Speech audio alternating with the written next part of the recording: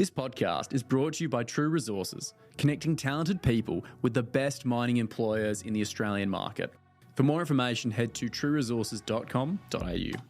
So, hello, I'm Ben Kostrich, and this is the MarketBull podcast. Joining me on the show today is Steve Turner, the Managing Director and CEO of Nutritional Growth Solutions, which is listed on the ASX under code NGS. And we were talking just briefly before. It's been a good year since I last spoke with him, and there's been a lot of activity and a lot of updates and a lot of developments within the company. So, welcome back to the show, Steve. Welcome. Thank you. Glad to be here.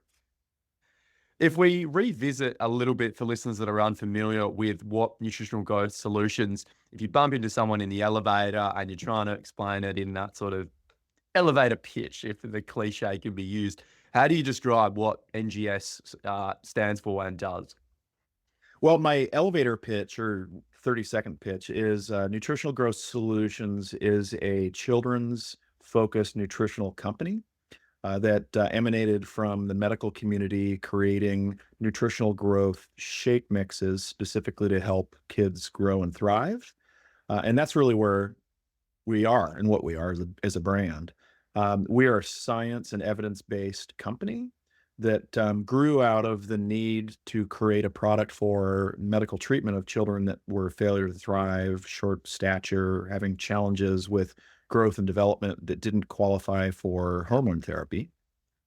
And the physicians that created the product at Schneider basically looked around at the time, and their solutions were Carnation Instant Breakfast or Paediatric and some of these other products that were just high in sugar, high in fat, and full of a lot of garbage.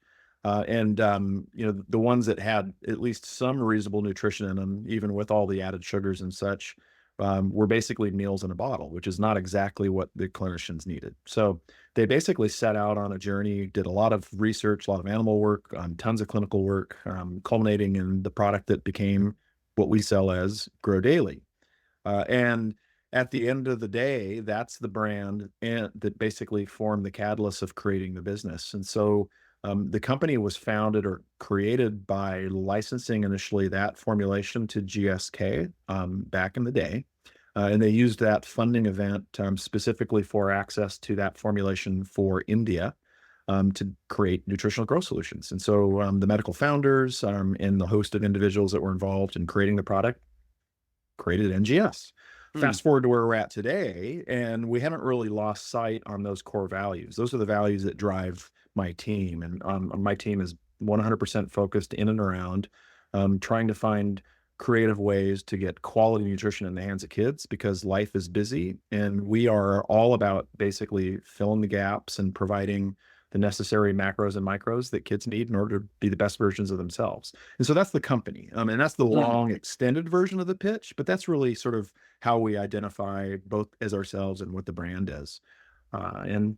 You look at where we're at today, I go back to the beginning. I don't know how much we want to talk about sort of the pre-Quill before I became CEO, but the company has been trying to find its way both in market and variety of different geographies and sort of expand and get access of their brand in the hands of consumers around the world.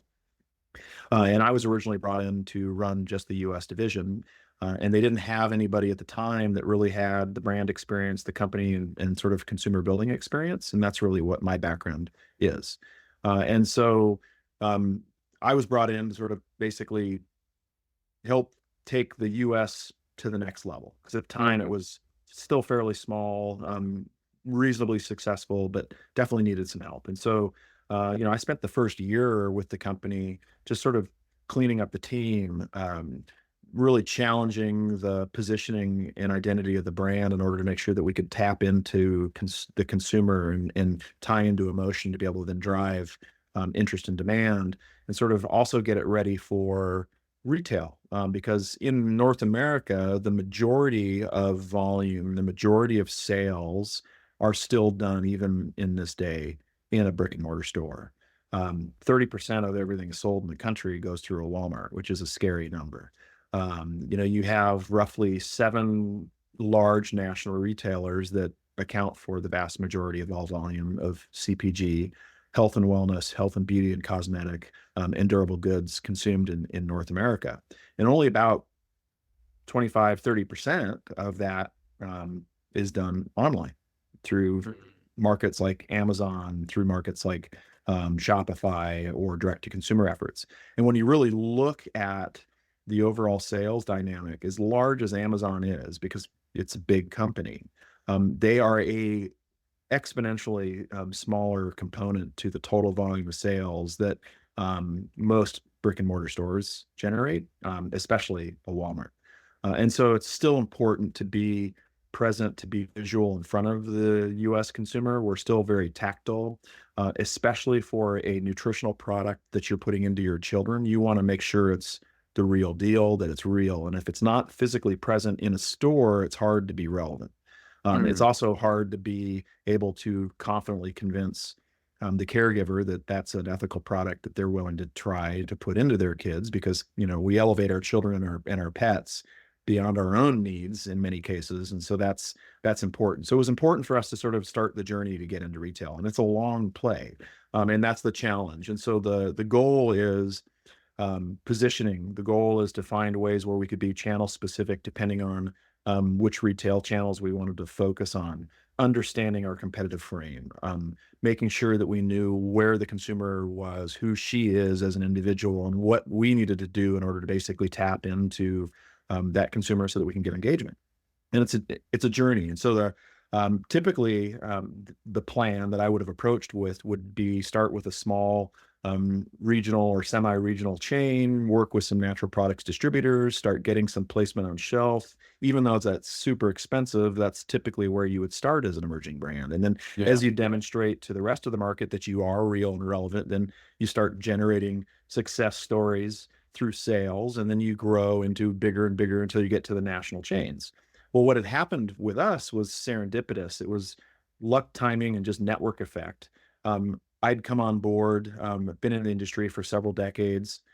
Abbott had made some poor decisions on quality control measures that resulted in their facility getting shut down in North America, and the entire infant formula and toddler beverage market just disappeared overnight. Yeah. And so you had retailers looking around their stores with shelf space that's just empty with product. And Walmart was the most directly impacted. They had roughly a 40% gap in product on shelf in their stores because of this shortage.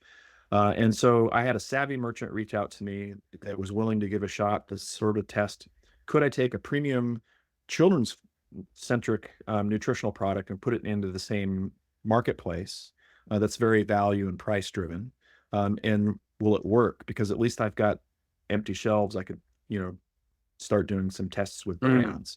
And so that's really how we got our opportunity. So of course we're a small company. Walmart's not going to give us a huge business opportunity because it would put us out of business just because of the financial resources required to build enough to get everywhere. So we've basically been doing this test for the last couple of years. And sorry, you froze there. I wasn't sure if you caught me, but we've been doing this test for the last couple of years with them to basically demonstrate, can we show that we both have organic and intentional selection by our Walmart consumer to buy our brand? Because we sit on shelf for more than most of our competitive frame because we're a premium product. We don't have a lot of the cheap garbage that most of our competitors have in there.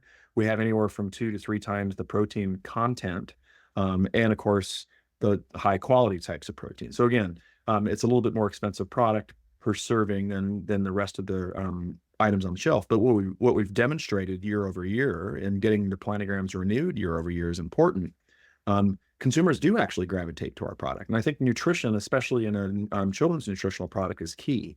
And we win on that every single time. When a consumer picks up our product or sees our product on the shelf and they look at the facts panel and compare it to what they're maybe buying previously, they're going to see a lot of really good reasons why they should give it a shot. And then of course, because it tastes good, because it's really kid friendly, it's just a matter of continuing that groundswell and basically building enough of an audience around that. And over time, we will see significant gains in distribution.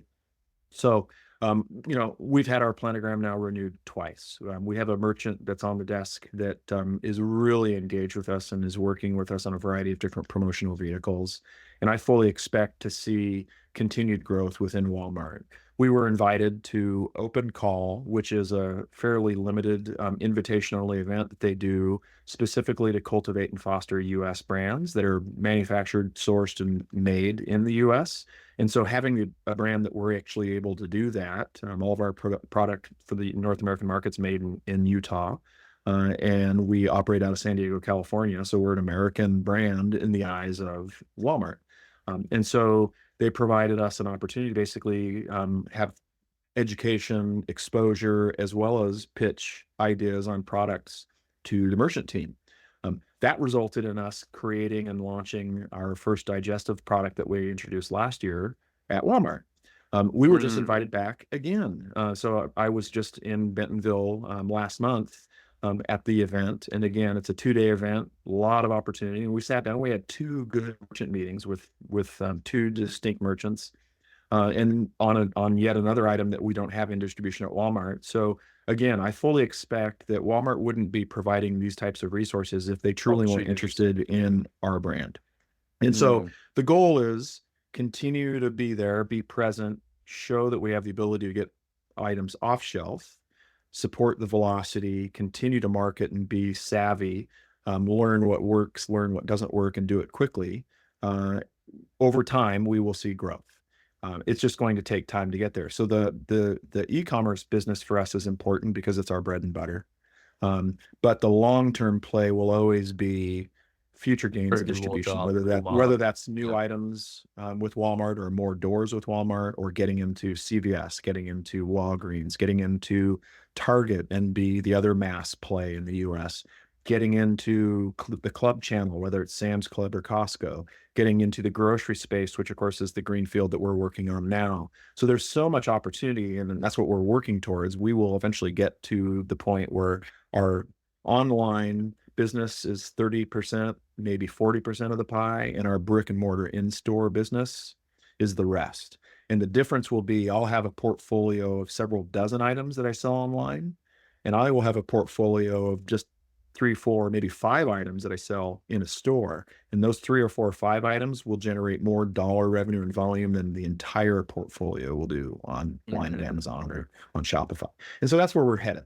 So now it's just a matter of continuing that journey. So the things that I've been doing most recently is, again, continuing to control costs, find ways to be more efficient with the money that we do have to work with, drive growth, and then, of course, look at ways where we can bolt on incremental revenues. So we just signed up a distribution agreement, and we're going to enter into the Asian market with our US product.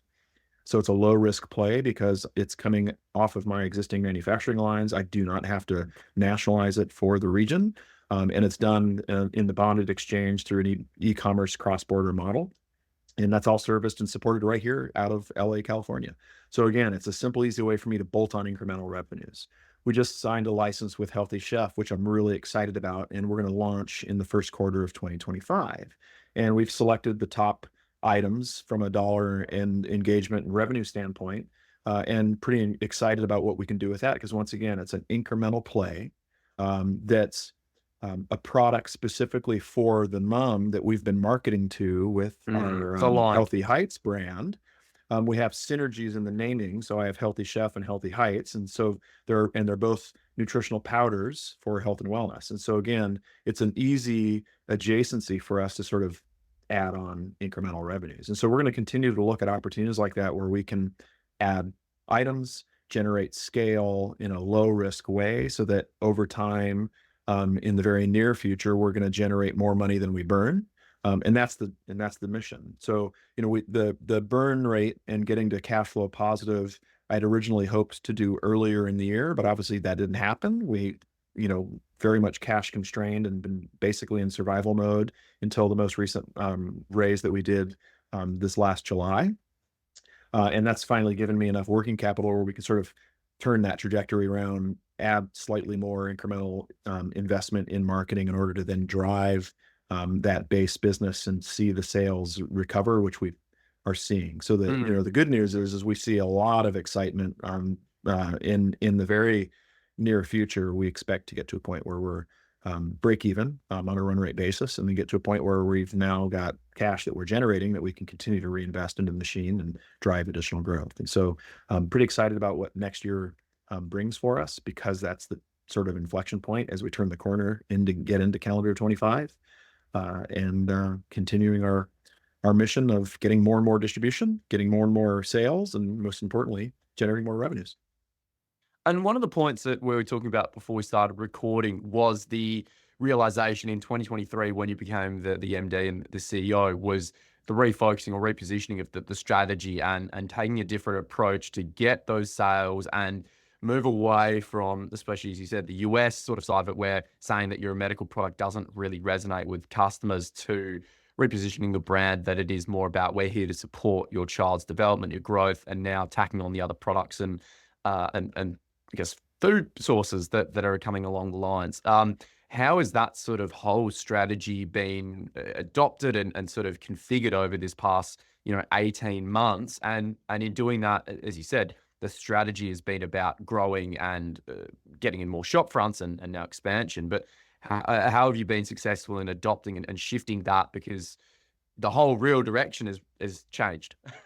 Yeah, exactly right. And it's a good case study, and sort of being too close to the idea of what the product was originally when it was created, and also not having brand building or CPG expertise to sort of lead the charge. And so the issue is, and it varies by country, but in the US, we don't have a large population of malnourished or failure to thrive children per se. We have a lot of kids that have horrible eating habits. We have a lot of busy kids. We have a lot of kids that are on a variety of medications that suppress their appetite.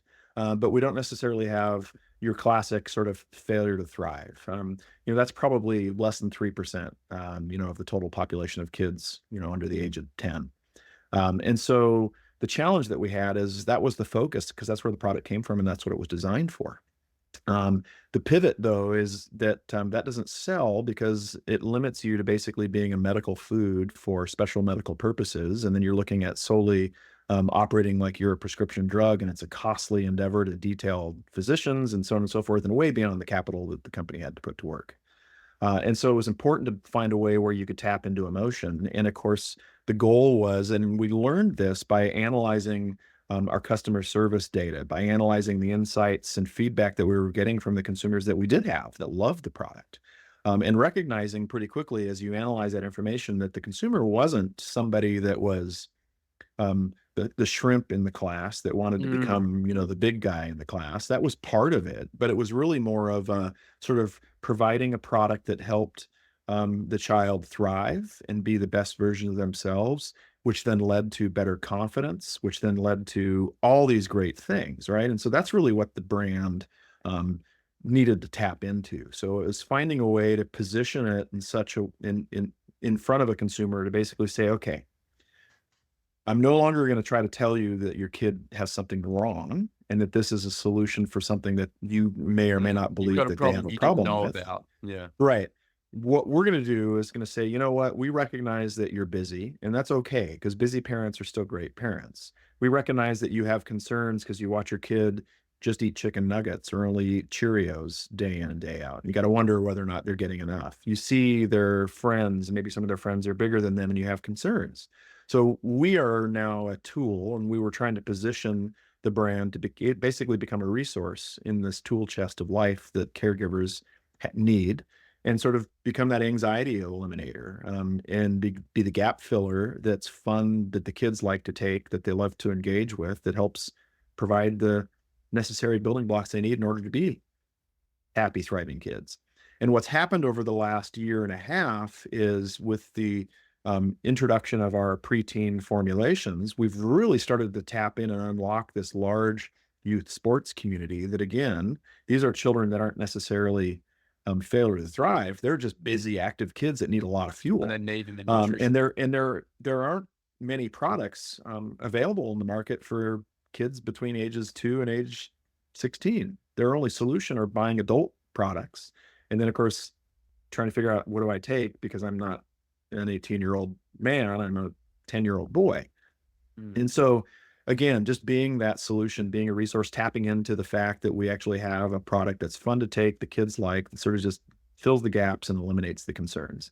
And that's really what the position change was for us. That was a pretty big shift because it took a lot of internal work for me to then convince the innovators and basically the way the company was thinking at the time. And it's corporate inertia takes a lot of effort to sort of change direction. So we had a lot of internal change to do.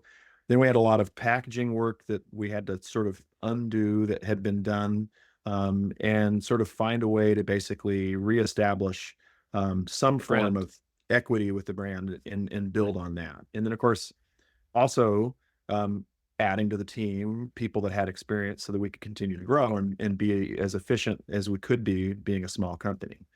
Changing the physical packaging format so that it was shelf friendly, so that we didn't have to worry so much about the stock clerk cutting through half of your product as they open up a case in the back office just to put things out on shelf. Simple things like that, but that nobody really was sort of thinking of because they weren't CPG folks. Not that experience from it. Yeah, exactly. And so, that was the first year and a half or more. And, I think I underestimated the amount of time it would take. But then again, this was coming out of the pandemic and things just seemed to take longer. What normally would have been a 6-month project was 12 months. And that was, that's just the reality now. And so, now we're at a point where when I stepped into the helm a little over a year ago, it was, okay, now it's cleaning up the organizational, find out how we can cut out operational waste, make sure that we focus on markets that are working, turn off the ones that aren't, fail fast is sort of the theme, and really starting cleaning house. And so we've come a long ways because we've gone from a company that, from an annual operating run rate was burning $6 million of cash a year down to roughly $3 million. And then we have a business that in the US by itself is generating circa 3 million or more US just within the brand that we have. And so if it wasn't for all the public company expenses, the legals and so on and so forth, we'd have a profitable company and the ability to sort of invest and grow.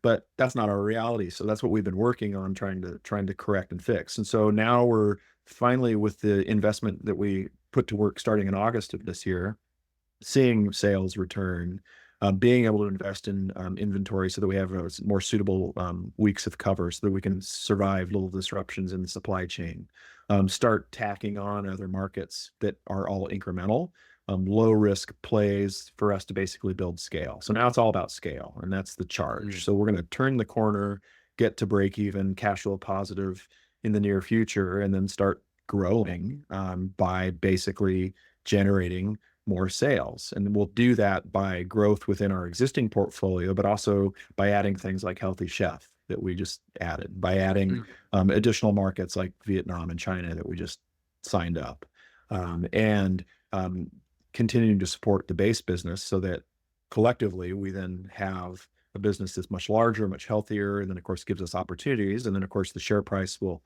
eventually start to take notice and hopefully go the other direction so that I can start returning value to our shareholder base and get back into growing the company versus just trying to shuffle the decks on the Titanic or whatever it may be, euphemism you want to use, and go from there.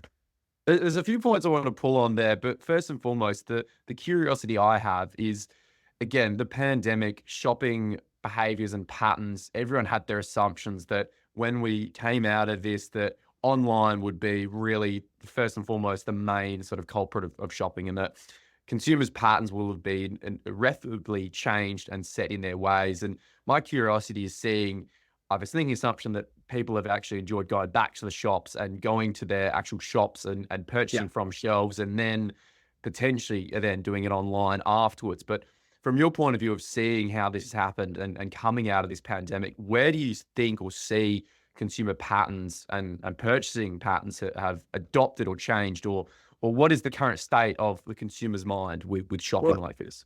What I've seen is the shopping patterns and behaviors with consumers really haven't dramatically changed. It's still very much a tactile experience. What Amazon's growth and what online sales, web sales growth has been, probably accelerated several years from where it was growing. Probably pre-pandemic, you could say it was maybe growing at single-digit percentages year over year, but it was still only, a small 10-15% of the pie kind of idea. And now it's at least a quarter or more of the total revenue generated in CPG. But people aren't necessarily searching and prospecting online per se, especially when it comes to health and wellness products. Now, I might go and try to find a cheap $20 speaker and be willing to buy that on Amazon because, I can find something cheap and easy. I don't have to go to the store to look for it.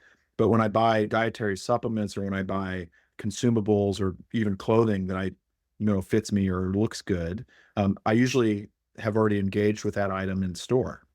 And so the stores become sort of that front end experience piece of it. And I've heard and seen a lot of retailers do presentations and talk specifically about how they're modifying their physical store footprint to be much more experiential. And so they're also just trying to figure out what they need to do. E-commerce is definitely a much larger piece than it was pre-pandemic.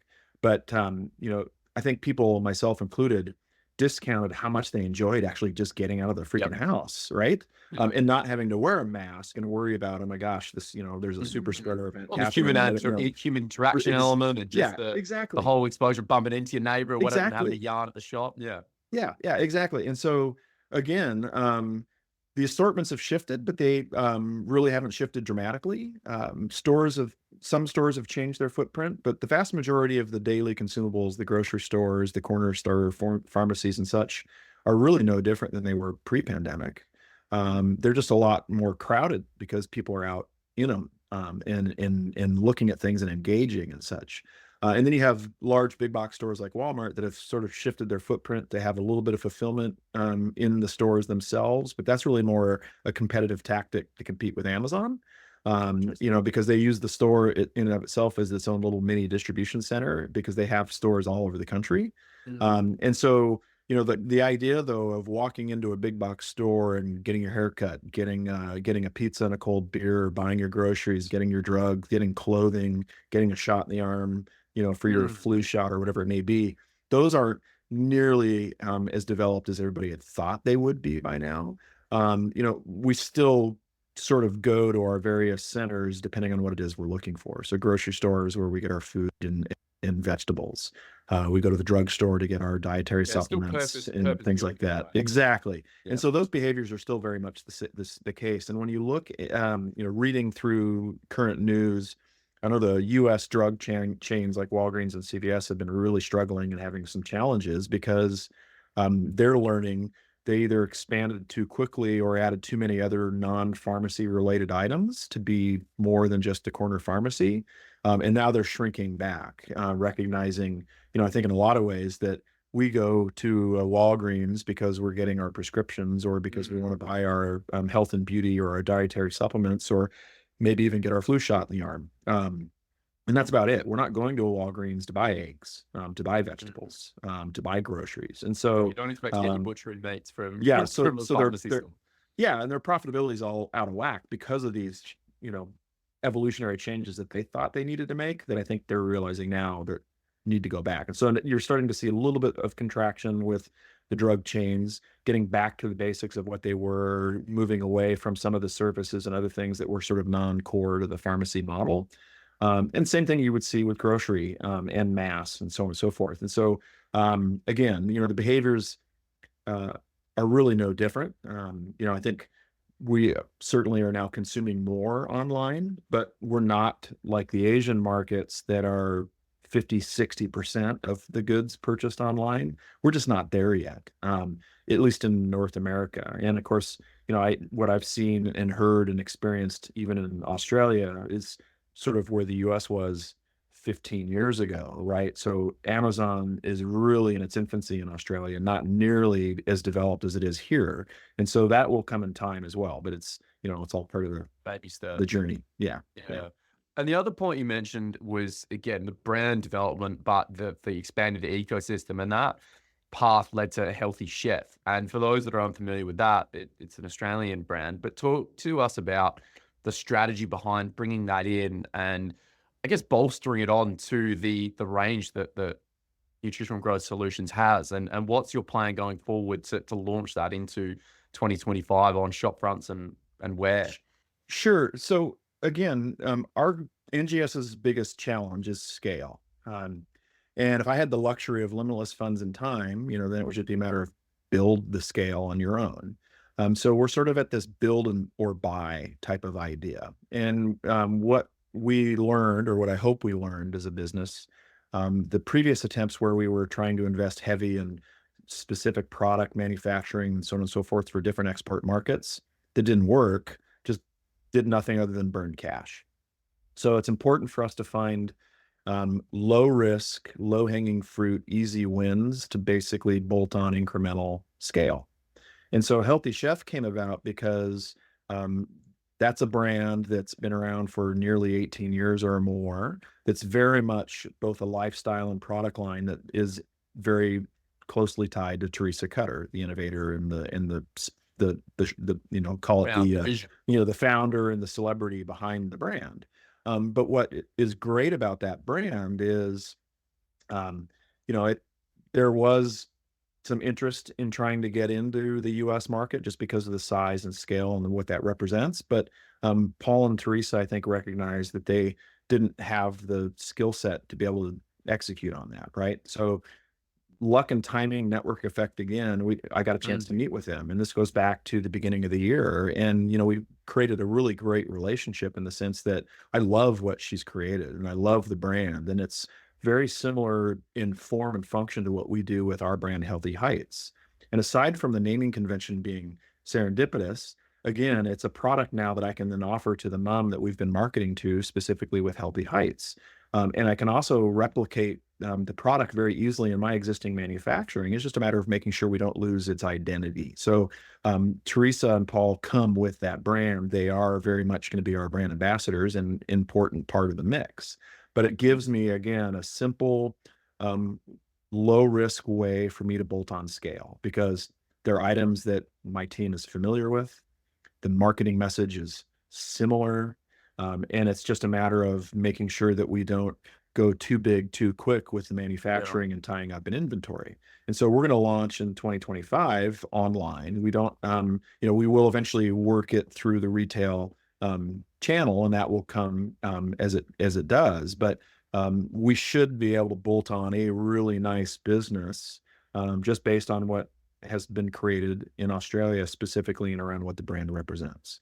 And we're going to continue to look at other ways where we can do low risk, incremental wins that provide scale. So most recently, we just announced that we're entering China and Vietnam again.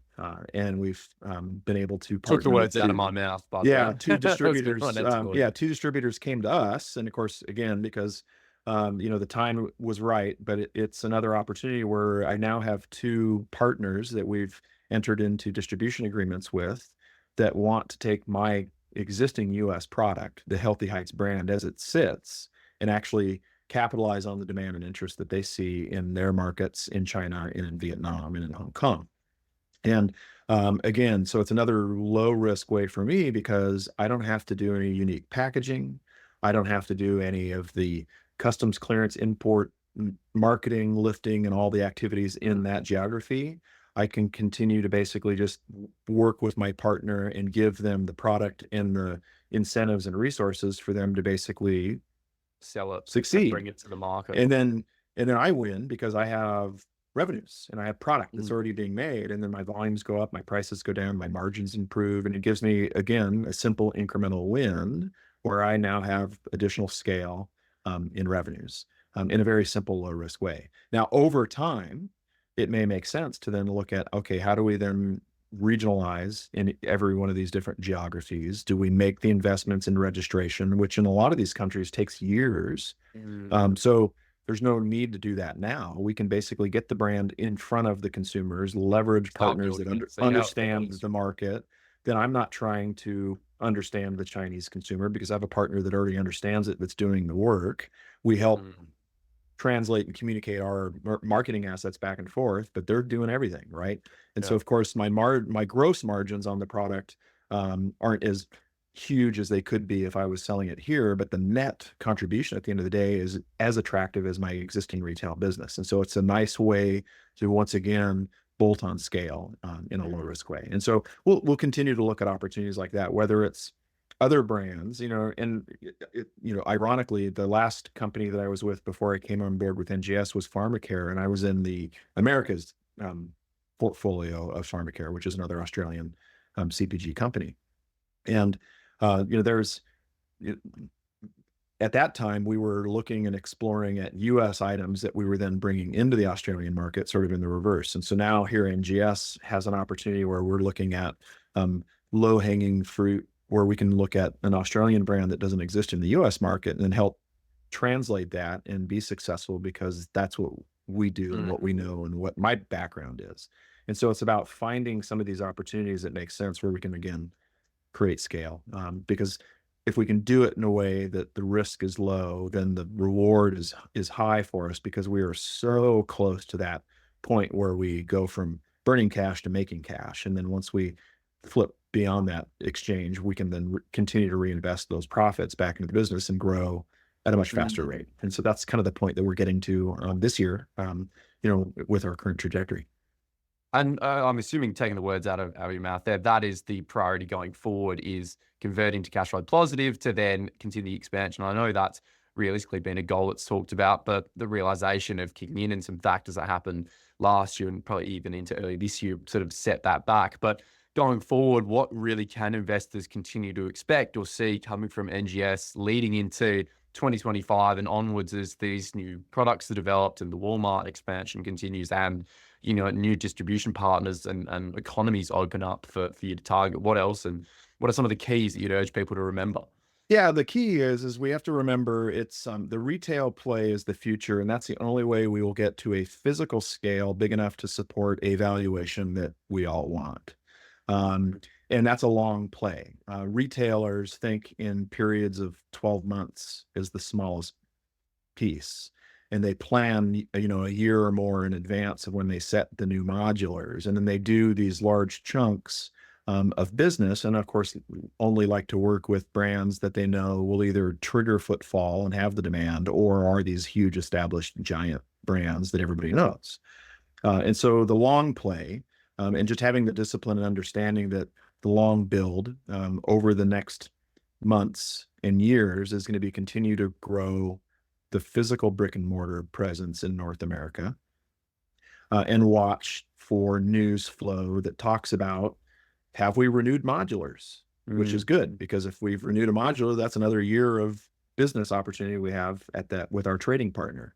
Are they engaging with us? Are they investing resources in us? Do they actually care about us? Are we, how is our relationship going with the trade? And look for things like that. So that's going to be combinations of meeting events. Obviously, everybody wants and looks for new distribution agreements with new retailers, expanding into different channels. Again, just showing signs of life and presence as we continue down that journey. Those are the things to look for. What you don't want to hear is, well, it's over. They've kicked us out of the store. We're not getting the modular renewed. And so so luckily, fortuitously, that hasn't been our concern. But again, watching for signs that the retail game is still working and still going, and recognizing that even though you may, as an individual or an investor, want it right now, it's not the way it's going to work. It's going to happen at the speed of business. And then that means underlying fundamentals need to be healthy, so that we have the ability to let that cook, so that once it's ready to, come off the oven, that we can then capitalize on that growth. And so cleaning up the fundamentals of the business, cost disciplines, cultivating and growing in a healthy way our e-commerce channels, because those are near-term revenue streams, the bread and butter of the daily meal.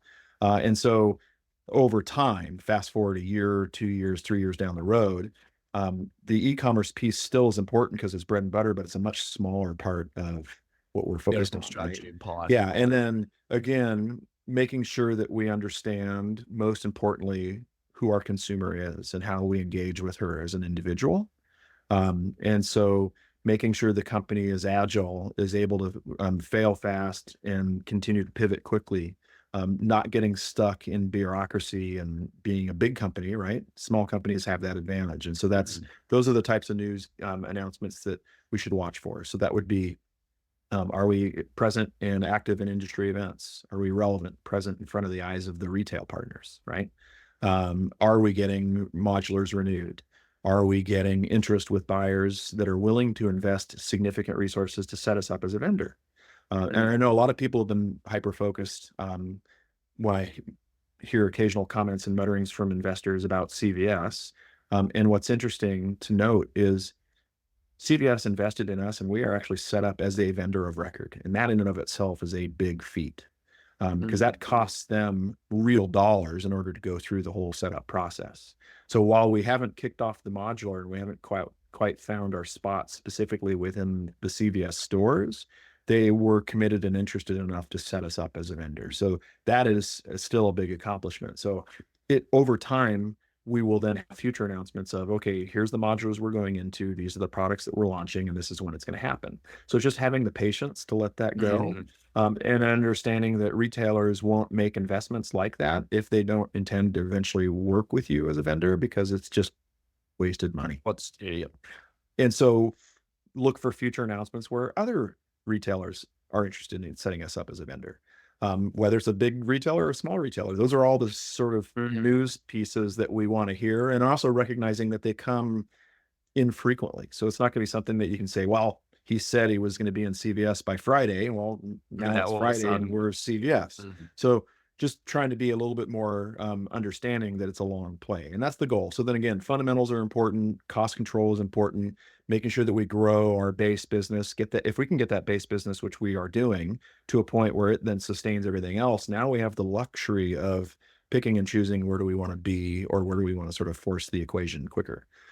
Getting into different reviews, different channels. So the Healthy Chef is important for me because I've been consistently talking to infant, child, toddler nutrition specialists and carving a little bit of room into the vitamin and mineral specialty space with the children's line, but that's all I can talk to. So that's one calendar point in a year. Now I have the Healthy Chef that is a different consumer, different channel, different category. And not only that, their portfolio is spread across 4 different categories. So now I have 5 touch points between Healthy Heights and what Healthy Chef represents to talk to and engage with merchants. And so it's just a numbers game. So theoretically, if I have 5 times more touch points, then we should expect at least some relative percentage of distribution gains on something in that portfolio. So it's about having a broad portfolio that, again, is focused in concept so that we don't get too distracted.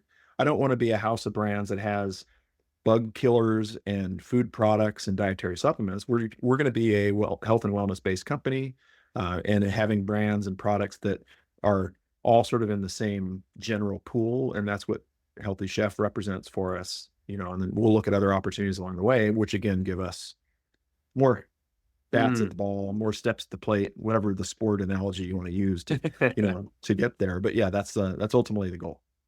And of course, for investors and or even customers that are looking at these products, I know that Healthier and Healthy Chef, and Healthy Heights both have Instagram and again that e-commerce capabilities. But to get access to this news, a website, ASX announcements, where can investors both follow and potentially stay on top of the news flow that does come out? And as you pointed to, not every Friday will expect an email update, but as that thing does come, where can they go to sort of stay on top of all of this? Well, our corporate website, NGS or ngsolutions.co, we have an investor center portal there that at least pulls down and consolidates all the public announcements that are posted and supported by ASX. And the ASX announcements are predominantly going to always be left to some type of material sensitive, price sensitive sort of business advancement announcement, or there'll be the customary quarterly financials that'll have also business updates in them. And then we're going to also, where we can, start putting out news through our LinkedIn pages, as well as on all of our web page fronts, whether it's with the brand specific or whether with ngsolutions.co, so people can at least see what's going on. And then over time, as we have scale and personnel and additional resources to deploy outside of just generating market growth, then we'll be able to start doing more of the customary IR, PR types of events where we can get, additional information out. But, obviously I'm an email away, I'm a phone call away at any point in time, and anybody can get a hold of us through our web portals and then send information or questions in, and I'm happy to engage. Usually So knock on wood, the vast majority of the emails I've gotten from investors I've responded to. It's just, don't expect it to be right away, but I definitely still want to make sure that we have those touch points because again, it's important to let people know what's going on. But all the big events that happen will certainly be shouted as loudly as we can from our little soapbox, and posted through the typical news outlets, whether that's through the ASX or through PR Newswire or BizWire or any of those other conventional means. Fantastic, and potentially more podcasts. But Yeah. thank you so much, Steve, for joining me on the show. It's again, there's a fair bit happening, especially into 2025. So I'll be getting you back on again to hopefully talk about some of the exciting new updates and the expansion projects, and even just how sales are going into next year. But yeah, thank you so much for joining me and speaking on the show today. You're welcome, Ben. Always a pleasure. And hopefully it won't be a year before we get another chance to talk again. Thanks for listening to the MarketBull podcast. Please remember that the topics and stocks discussed in this podcast are not financial advice. If you enjoyed this episode, please make sure to like, share, and follow. You can follow the MarketBull on all our socials and keep up to date with global market insights.